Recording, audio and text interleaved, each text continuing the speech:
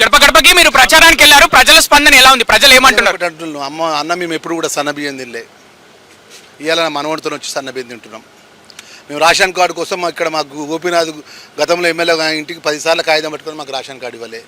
ఇక్కడ మంత్రులు అంటారు మాకు అసలు ముఖాలు తెలియదు. ఏ మంత్రి కూడా ఇంతవరకు ఏ బస్తీ కూడా రాలే. ఏ బస్తీలో కష్టం వచ్చినా, ఏ బస్తీలో ఎవరికి ఇబ్బంది వచ్చినా కూడా అప్పుడు టీఆర్ఎస్ పార్టీ సంబంధించిన మంత్రులు ఇవ్వరు కూడా మా ముఖం చూడలే.